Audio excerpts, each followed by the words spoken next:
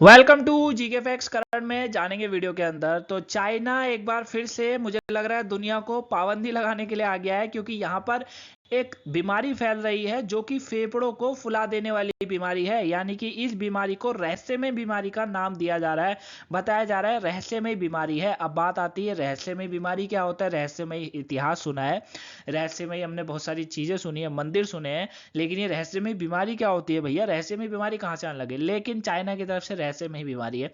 क्यों है? अब ये जो बीमारी है, क्या इस पर भारत पर इस पर क्या असर पड़ने वाला है? क्योंकि जैसे ये फेफड़े फुला देने वाली बीमारी है, तो इसमें सबसे ज्यादा बच्चों को ये टारगेट कर रही है। ये बीमारी सबसे ज्यादा बच्चे देखने को मिल रहे हैं जो कि इसमें बीमार हो रहे हैं। ठीक है, क्या है ये पूरा मामला, इस वीडियो में जानने वाले हैं। एक एक करके टॉपिकों को समझेंगे। वीडियो एंड तक जरूर देखिएगा और शेयर भी करते चलिएगा। चलिए स्टार्ट करते हैं, समझते हैं कि आखिर में ये चाइना की तरफ से फैलाई गई ये बीमारी क्या है। तो देखिए, जैसे कि हम लोग बात कर रहे हैं चाइना की, तो अगस्त 2023 में चीन में कोरोना लॉकडाउन में 3 साल के बाद सारी पाबंदियां हटाई गई थी। अगस्त महीने में जब ये पूरी तरीके से यहां पर पाबंदी हटी ना, हाँ, चाइना के अंदर अगस्त 2023 में पूरी तरीके से पाबंदी हटी थी, पूर्ण रूप से पाबंदी हटी थी। 3 साल लगा इसको हटाने में। इसके बाद यानी अक्टूबर में ही यहां पर, जैसी अगस्त में हटा, सितंबर थोड़ा बहुत ठीक चला, अक्टूबर में एक नई बीमारी देखने को मिल गई जिसे एक रहस्यमय बीमारी फैलने लगी है। हालांकि अभी चाइना भी इसकी पूरी तरीके से पुष्टि नहीं कर रहा है कि ये क्या है, क्योंकि कभी कुछ इसको नाम दे रहा है, कभी कुछ दे रहा है। क्या नाम दिया है आगे हम लोग बात करने वाले हैं। ठीक है, तेज बुखार के साथ ये बताया जा रहा है कि अगर ये किसी को हो रहा है तो उसे तेज बुखार के साथ फेफड़े फुला देने वाली इस बीमारी की वजह से, मतलब उसको तेज बुखार आ रहा है और उसके फेफड़े फूल रहे हैं, जिसकी वजह से यहां पर हर रोज 7,000 बच्चे हैं जो कि अस्पताल में जा रहे हैं, अस्पताल में सबमिट हो रहे हैं, एडमिट हो रहे हैं। ठीक है ना। और एक्सपर्ट का यह भी कहना है कि कोरोना की तरह यह भी बीमारी एक दूसरे पर कनेक्ट होती है। यानी कि अगर आप किसी बीमार व्यक्ति के कनेक्शन में आते हैं तो होगा कि यह बीमारी आपको भी लग जाएगी, जैसे कोविड लग रहा था। ठीक है। अब डब्ल्यूएचओ जो है, यानी कि वर्ल्ड हेल्थ ऑर्गेनाइजेशन जो है, आप बोलेंगे वर्ल्ड हेल्थ ऑर्गेनाइजेशन क्या कर रहा है, तो डब्ल्यूएचओ ने चाइना से इस पर रिपोर्ट मांगी है कि भैया आपके वहां पे जो ये चीन में जो ये आपकी बीमारी फैल रही है, सांस की बीमारी बच्चों को हो रही है जो, या बड़ों को हो रही है जो, इसकी वजह से इसकी रिपोर्ट दीजिए कि इस बीमारी का कोई नाम है या नहीं है, वो दीजिए। दूसरा, डब्ल्यूएचओ ने इस पर मांगा है कि आप हमें इसकी रिपोर्ट शेयर करिए। ठीक है। तो अभी चाइना की तरफ से कोई भी रिपोर्ट शेयर नहीं करेगी, क्योंकि चाइना इस बीमारी को लेकर भी शांत है, जैसे कोविड को लेकर शांत था। ठीक है। अब बात आती है कि चीन में फैल रही है जो सांस की बीमारी है, क्या इस बीमारी का कोई नाम है? चाइना इसका कोई नाम दे रहा है या नहीं दे रहा है? तो देखिए, चीन कोरोना की तरह ही, चीन क्या कहता है, कोरोना की तरह ही इनको लेकर भी डेटा रिलीज नहीं कर रहा है। ये हमेशा ही ऐसे ही करता है, ये बहुत सारी चीजों का डेटा रिलीज नहीं करता है। ये देश ही नहीं होना चाहिए, मैं कई बार वीडियो में बोल चुका हूं, ये वर्ल्ड के अंदर ये देश डिजर्व ही नहीं करता। ये और पाकिस्तान ये अलग ही अपनी दुनिया में चलते हैं भाई साहब। ये बीमारी फैलाने में चला रहता है, वो भाई साहब पैसे मांगने में चलते रहते हैं, इनका कुछ नहीं हो सकता। तो चीन कोरोना की तरह ही इस बीमारी को लेकर भी डेटा रिलीज नहीं कर रहा है। डब्ल्यूएचओ कई बार चीन सरकार से इस बीमारी के बारे में पूछ चुका है। चीन ऑफिशियली अथॉरिटी जो है, चीन की जो ऑफिशियली अथॉरिटी है, वो इस बीमारी को मिस्टीरियस निमोनिया बता रही है। यानी इस बीमारी को इन्होंने निमोनिया का नाम दे दिया। ये अपनी तरफ से ही कुछ भी नाम दे रहे हैं, इन्होंने निमोनिया का नाम दे दिया। हालांकि अभी डब्ल्यूएचओ ने भी जब इस पर रिसर्च करी, मैं जब आगे बताऊंगा, तो उन्होंने भी कहा है भैया रहस्यमय बीमारी, इसका पता नहीं चल रहा है कि आखिर में ये बीमारी है क्या क्या नहीं है। कोई इसे बैक्टीरिया बता रहा है, कोई इसे कह रहा है कि ये जो है नई तरीके का एक वायरस है वो फैल रहा है, इस तरीके से, क्योंकि चीन सही डेटा रिलीज नहीं कर रहा है। अब इन्होंने कहा, इनकी जो ऑफिशियल अथॉरिटी है उसने कहा है कि ये निमोनिया है। ठीक है, मिस्टीरियस निमोनिया का नाम दिया गया। अब ये बीमारी बैक्टीरियल इन्फेक्शन के जरिए फैलती है, और इस बैक्टीरिया को माइकोप्लाज्मा और निमोनिया बैक्टीरिया कहते हैं। ये बीमारी फैलती कैसे? बैक्टीरियल इन्फेक्शन के जरिए फैलती है। ठीक है, और इस बैक्टीरिया को माइक्रोप्लाज्मा निमोनिया बैक्टीरिया कहते हैं। ये आपको बहुत तरीके से याद रखना है कि इसको क्या कहते हैं, इसको माइकोप्लाज्मा निमोनिया बैक्टीरिया कहते हैं। ठीक है। अब कुछ लोगों का मानना है कि कुछ लोग इसको जो है वॉकिंग निमोनिया भी कह रहे हैं, यहां पर कुछ लोग इसे वॉकिंग निमोनिया का नाम भी दे रहे हैं। एक तरह चीन में फैल रही बीमारी को निमोनिया ही बताया जा रहा है। कुल मिला के निकल यही रहा है कि इसको जो नाम दिया गया है वो निमोनिया का दिया गया है। ठीक है। अब बात आती है कि चलिए चाइना ने नाम दे दिया, जो भी दिया दे दिया, डेटा तो रिलीज नहीं कर रहा है, लेकिन क्या इस पर WHO की कोई गाइडलाइन है? भारत सरकार ने तो भारत पर कर दिया, लेकिन WHO जो वर्ल्ड हेल्थ ऑर्गेनाइजेशन है उसने इस पर क्या गाइडलाइन जारी करी है, उस पर अगर हम लोग बात करें तो उस पर क्या निकल कर आता है। देखिए, चीन के इस बीमारी पर जो है, इस रहस्यमय बीमारी पर WHO की गाइडलाइन है कि भैया समय पर आप टीकाकरण करवाएं। अगर आपको लगता है अगर आप संक्रमित है नहीं है, कोई दिक्कत नहीं है, आप टीकाकरण करवा लीजिए। बीमार लोगों से दूर बनाकर रखें, बीमार होने पर आइसोलेट हो जाएं खुद ही, समय पर जरूरी टेस्ट करवाएं और मेडिकल हेल्प ले लें, सार्वजनिक जगह पर मास्क लगाकर चलें और हाथों को साफ रखें। यानी कि कहीं ना कहीं जो WHO की गाइडलाइन है वो कोविड की तरह ही है कि आपको समय पर ही टीकाकरण करवा लेना है, बीमार लोगों से दूर रहना है, बीमार होने पर आइसोलेट हो जाना है, मेडिकल हेल्थ की आपको सहायता लेनी पड़ेगी, अगर आपको लगता है टेस्ट करवा लीजिए, सार्वजनिक पर मास्क लगाओ और हाथों को साफ रखो। ठीक है। अब ये जो इन्होंने नाम दिया है, चाइना की तरफ से एक नाम मिला है जिसे फैला, जो ये चीन में जो फैल रही बीमारी है ये निमोनिया है।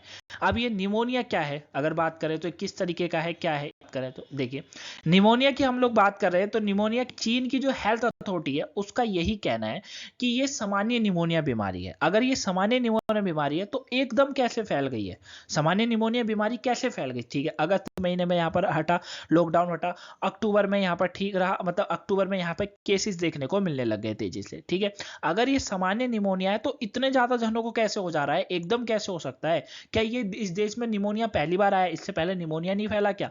फैला होगा ना, लेकिन अब इतना तेजी से क्या। तो देखिए चीन क्या कहता है, चीन की हेल्थ अथॉरिटी का कहना है कि ये सामान्य निमोनिया बीमारी ही है, नई नई बीमारी या दूसरे बैक्टीरिया या वायरस का संक्रमण नहीं है। चाइना की तरफ से कहा जा रहा है कि ये कोई बैक्टीरिया, कोई निमोनिया वायरस नहीं है, मतलब ये कोई नया वायरस नहीं है जिससे डरने की जरूरत है। लेकिन लेकिन लेकिन लेकिन 15 नवंबर 2023 को प्रोमेड नाम की एक सर्वेलेंस प्लेटफॉर्म में चीन में निमोनिया को लेकर दुनिया भर में अलर्ट जारी किया है। ये कहते हैं इस संस्था, ये वही संस्था है जिसने 2019 में कोरोना को लेकर भी अलर्ट जारी किया था कि देश में एक ऐसी बीमारी फैलने वाली है जो सबको अंदर बंद कर देगी, लोगों के घर बार छीन लेगी, माँ बाप छीन लेगी, बच्चे छीन लेगी, लोगों की यादें छीन लेगी, वो सब चीज़ें। तो ये 2019 में जब कोरोना फैला था तो इसी कंपनी ने बोला था, इसी प्लेटफॉर्म ने कहा था कि अलर्ट जारी किया था कि बहुत बड़ी बीमारी आएगी। इस संस्था का कहना है कि एक दिन में 13,000 बच्चे बीजिंग के अस्पताल में भर्ती हुए हैं, 7,000 से ज़्यादा बच्चे हर रोज अस्पताल में आ रहे हैं। ये सब कुछ 2019 के कोरोना जैसे हालात की याद दिला रहे हैं। ये सब कुछ देखकर ऐसा नहीं लगता कि ये सिर्फ सामान्य निमोनिया नहीं है। मतलब इन्होंने साफ कह दिया है, प्रोमेड कहता है कि ये कोई सामान्य निमोनिया नहीं है भैया, समय पर रहकर आप लोग अपने आप इसका इलाज ढूंढ लें, क्योंकि चाइना ऐसे ही है, बाद में फैल जाएगा, नाम अपना लेगा नहीं, टीम भेजने नहीं देंगे, टीम वाले जाते हैं बेचारे के पास, WHO जाती है, उसे भगा देते हैं, कहता है कोई बीमारी नहीं फैली, जाओ यहाँ से, इस तरीके से। ठीक है, तो ये बीमारी सामान्य निमोनिया तो बिल्कुल नहीं है। अब ये जो रहस्यमय बीमारी है चीन में ही तेजी से क्यों फैल रही है, चीन इस पर क्या कहता है। जब चीन से सवाल पूछा गया कि भैया आप पर ही ये निमोनिया बीमारी इतनी तेजी से क्यों फैल रही है, चीन कहता है बिगड़ते हालातों को एक वजह हो सकती है कोरोना, कोरोना के बाद लगा जीरो कोविड पॉलिसी भी हो सकती है, उस वक्त बरती गई कड़ाई जो इन्होंने मतलब स्टिक हुए, ये उसकी वजह से काफी सारे बच्चों में इम्यूनिटी डेवलप नहीं हो पाया। इन्होंने कहा है कि हमारे यहाँ जो बच्चे इतने ज़्यादा बीमार हो रहे हैं उसमें इम्यूनिटी डेवलप नहीं हो पाया क्योंकि कोविड लगा हुआ था, घरों में कैद रहे थे। अब जब वो बाहर निकल रहे हैं तो वह वायरस और बैक्टीरिया के चपेट में आ रहे हैं, इनसे लड़ने के लिए उनके शरीर में प्रतिरोधक क्षमता ही नहीं है। मतलब कहीं ना कहीं उनके अंदर जो है ये जो इम्यूनिट डेवलप होना चाहिए था वो इम्यूनिट डेवलप नहीं हुआ है, जिसके वजह से ये तेजी से बच्चे बीमार पड़ते जा रहे हैं। ठीक है ना, क्योंकि सडनली आ गए, कहीं ना कहीं ये तर्क तो मुझे ठीक भी लग रहा है कि वो सडनली बाहर आ गए और हो सकता है कि वो इस तरीके से काम नहीं कर पा रहे होंगे। क्लियर है, आई होप आप इसे अच्छे से यहाँ तक समझे होंगे। ठीक है, दूसरा, ये रहस्यमय बीमारी पर जो है हेल्थ मिनिस्टर की 6 अहम निर्देश जारी हुए हैं। जरूरी दवाएं, ठीक है, एंटीबायोटिक्स का स्टॉक रखें, ये बोला गया है। ऑक्सीजन सिलेंडर पर्याप्त मात्रा में मौजूद रहे, संक्रमण को फैलने से रोकने के लिए बनाए गए इन्फेक्शन कंट्रोल प्रोटोकॉल की क्षमता को जो है समीक्षा करें। ठीक है, अस्पतालों में बेड और स्टाफ की कमी ना हो, ये बोला गया है। ऑक्सीजन प्लेट और वेंटिलेटर सही काम करें, ये देखें। पीपी किट्स और टेस्टिंग की जो है किट भी उपलब्ध रहे, ये इनकी तरफ से बोला गया। रहस्य बीमारी पर हेल्थ मिनिस्टर की तरफ से 6 अहम निर्देश जारी करे गए। ये भारत के निर्देश है, पहले बता रहा हूँ, ये गवर्नमेंट भारत सरकार के निर्देश हैं जो कि दिए गए हैं, ठीक है ना। रहस्यमय बीमारी पर कोरोना की तरह से ही मौत हो सकती है, कहीं ना कहीं ये सवाल भी बनकर निकल रहा है। तो इसको बता दूं कि देखिए इस पर तो फिलहाल ये जो किट हो गई ये तो ठीक हो गई, लेकिन इस पर जो बात करी गई अगर हम लोग करें तो कोरोना वाला इन्फेक्शन था, ठीक है, कोरोना वायरल इन्फेक्शन था जो कि बहुत तेजी से फैलता था अगर व्यक्ति कोई कनेक्शन में आता है, जबकि ये बैक्टीरियल इन्फेक्शन इसको बताया जा रहा है। हालांकि कोरोना होने के बाद निमोनिया ही होता था, मरीजों की सांस लेने में दिक्कत होती थी, इसीलिए कई मरीजों को वेंटिलेटर पर ले जाना होता था। बैक्टीरिया इन्फेक्शन को रोकने के लिए काफी सारे एंटीबायोटिक्स हैं, इनका इस्तेमाल कर कर इसके असर को कम किया जा सकता है, बताया जा रहा है। चीन में जो हालात है उन्हें देखकर लग रहा है कि ये सिर्फ बैक्टीरियल इन्फेक्शन नहीं है, कुछ और भी हो सकता है। चीन के डेटा शेयर करने के बाद ही पता चलेगा, लेकिन वो शेयर नहीं करेगा, वो चाहेगा मेरे देश में ऐसा हो रहा है तो दूसरे देशों में भी ऐसा ही हो। अगर ये बैक्टीरियल इन्फेक्शन है तो एंटीबायोटिक्स दवाओं से मरीजों की मौत को टाला जा सकता है।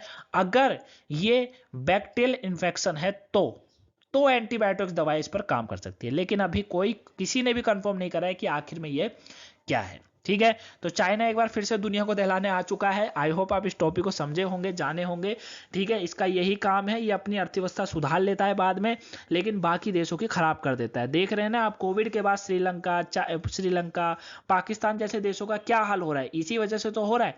तो ये सब चीजें, आई होप आप इस टॉपिक को अच्छे से जाने होंगे, समझे होंगे। मिलूंगा मैं आपसे नेक्स्ट वीडियो में। वीडियो पसंद आई तो वीडियो को लाइक सब्सक्राइब शेयर जरूर करिएगा। मिलेंगे नेक्स्ट वीडियो में, तब तक के लिए thank you for watching guys, have a nice day, thanks for watching.